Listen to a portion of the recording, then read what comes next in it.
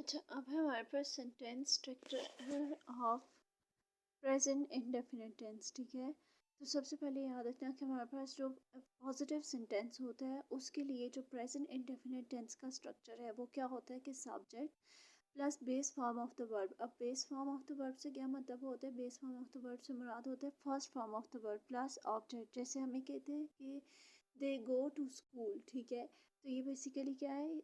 ये present indefinite tense है। Next है हमारे पास नेगेटिव। जो नेगेटिव होते हैं उसमें याद रखना subject plus do does plus not plus base form of the verb plus object.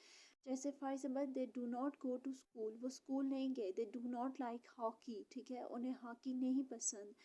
फिर उसके बाद नेक्स्ट हमारे पास होता है इंट्रोगेटिव। इंट्रोगेटिव का मतलब होता है when we are questioning someone else. ठीक है, फिर उसके बाद आता है ना do does plus subject plus base form of the verb plus object. फिर उसके बाद interrogative negative do does plus subject plus not plus verb plus object. फिर उसके बाद W H class plus do does plus subject plus verb plus object.